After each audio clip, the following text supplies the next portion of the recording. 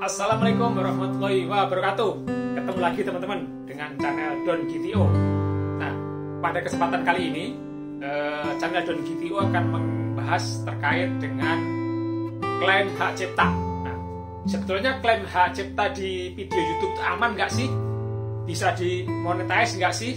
Atau bahkan video kita bisa di-blok atau nggak sih? Nah, tentu kita akan membahasnya.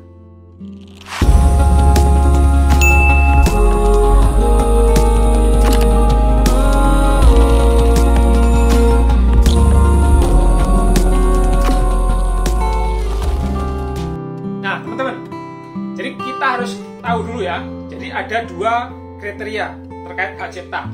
Yang pertama adalah klaim hak cipta, dan yang kedua adalah teguran hak cipta. Nah, teman-teman harus bedakan dulu antara klaim hak cipta dan teguran hak cipta. Nah, yang pertama yang harus kita ketahui adalah klaim hak cipta. Klaim hak cipta itu adalah merupakan pemberitahuan dari sistem YouTube yang bekerja otomatis. Ketika kita mengupload sebuah video, ada yang mengatakan bahwa video yang kita upload itu merupakan bagian daripada video orang lain. Jadi orang lain itu mengasih tahu kita, menginformasikan kepada kita bahwa di dalam videomu itu ada videoku. Nah, itu didapat dari ketika teman-teman menggunakan video-video, mungkin dapat download atau dapat kompilasi dari mana yang dimasukkan ke video teman-teman. Artinya ada seseorang yang mengeklaim bahwa itu adalah videoku loh, kenapa kamu upload gitu. Nah, itu aman atau tidak? Itu kalau dari segi ngomong aman atau tidak, aman teman-teman. Nah, itu kalau kita ngomong bisa dimonetisasi, bisa nggak? Bisa teman-teman. Cuman nanti ketika dimonetisasi itu akan sharing teman-teman nanti. Jadi uang atau penghasilan yang didapat dari video itu akan dibagi sama yang mengklaim hak cipta tadi. Nah, tergantung durasinya. Kalau durasi video teman-teman 8 menit, terus ada yang diklaim dari teman orang lain itu ada yang 1 menit atau setengah menit. Nah, itu nanti yang akan diklaim atau harus berbagi penghasilan ketika sudah dimonetisasi dengan orang yang mengklaim tadi. Nah, itu teman-teman. Jadi klaim hak cipta itu bisa jadi mungkin waktu diupload aman, seminggu aman, bisa jadi sebulan baru ada klaim, atau setahun bahkan baru ada klaim. Nah, itu tergantung teman-teman. Jadi tidak otomatis karena itu bekerjanya melalui algoritma YouTube. Nah, yang kedua teman-teman adalah yang namanya teguran hak cipta.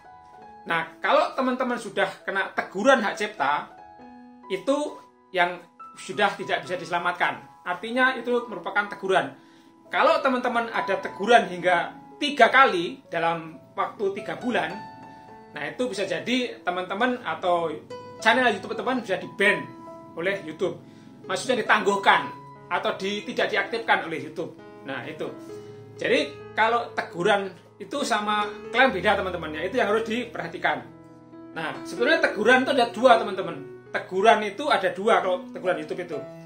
Yang pertama adalah teguran pedoman pelanggaran komunitas, dan kedua adalah teguran hak cipta. Kalau teguran pelanggaran komunitas, nah itu yang mungkin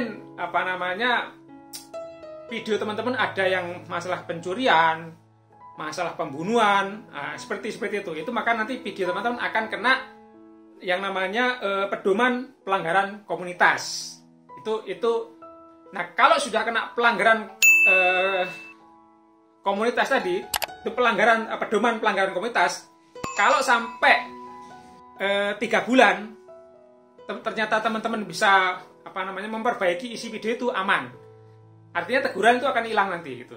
Cuman kalau di dalam 3 bulan itu teguran ada lagi sampai berkali-kali, sampai 3 kali dalam 3 bulan berturut-turut, itu video teman-teman akan di-ban atau ditangguhkan oleh pihak YouTube. Nah, itu kalau manipulasi, penipuan, pembunuhan, kekerasan, itu hati-hati. Nanti videonya akan kena teguran pedoman pelanggaran komunitas. Nah, sementara kalau teguran yang hak cipta tadi teman-teman, itu sama teguran hak cipta itu sama, itu hak ciptanya orang itu biasanya kalau kena teguran hak cipta itu dari musik gitu ya, musik, backsound. Nah, makanya teman-teman hati-hati dalam menggunakan backsound.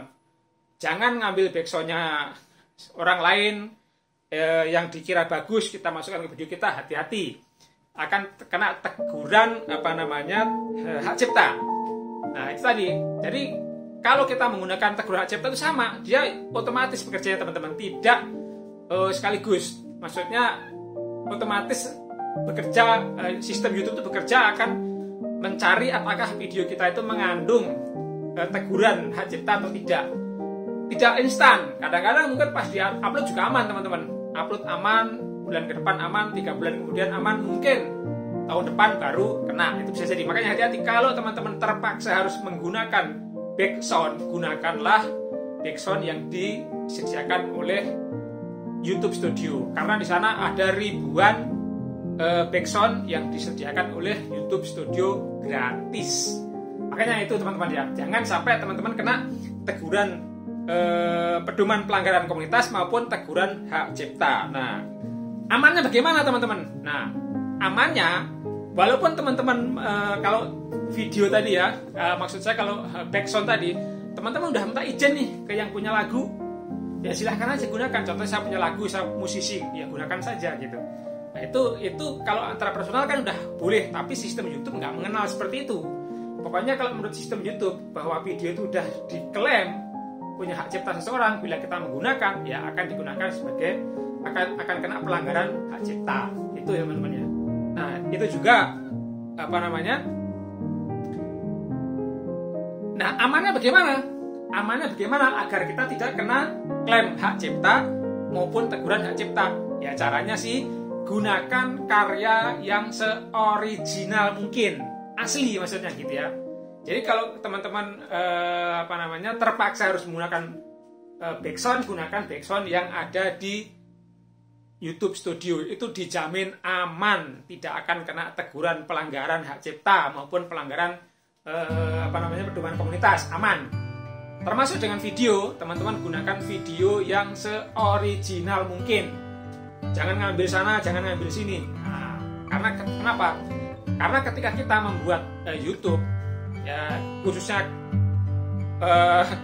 kita orang rakyat jelata ini, tujuannya kan nanti apa? Dimonetisasi. Jangan ikutan artis teman-teman. Artis itu dia tidak mengenal yang namanya, mungkin tidak, apakah itu dimonetisasi atau enggak kita nggak tahu. Apakah karena yang tahu isinya masing-masing video itu hanya kita, hanya yang pemilik channel. Dilihat dari studio YouTube, hanya kita yang tahu isinya studio YouTube kita. Apakah di situ nanti ada pelanggaran hak cipta atau tidak, hanya kita. Kita tidak akan melihat, tidak bisa melihat channelnya orang lain terkait apakah channelnya orang itu ada pelanggaran hak cipta atau tidak, kita nggak tahu. Kan ada juga orang-orang yang mengupload video itu kan hanya pengen yang penting videonya rame, yang penting videonya banyak viewernya, banyak penontonnya. Kan tujuannya kita nggak tahu tujuannya apa dia bikin YouTube. Nah kalau hanya sekedar mengupload video rame bisa aja, semuanya mungkin isinya pelanggaran hak cipta semua, itu semua ya. Itu teman-teman, mudah-mudahan bermanfaat ya. Jadi kalau kita mau aman dari pelanggaran hak cipta, gunakan konten yang seoriginal mungkin. Hanya itu saja jawabannya. Terima kasih, mudah-mudahan bermanfaat. Silakan dibantu untuk klik tombol like, subscribe, share, dan komen. Jangan lupa bunyikan tombol loncengnya agar teman-teman mendapatkan update terbaru video-video dari channel Don GTO. Oh ya, ada video teman-teman di atas, kanan, kiri. Silakan tonton ya. Terima kasih.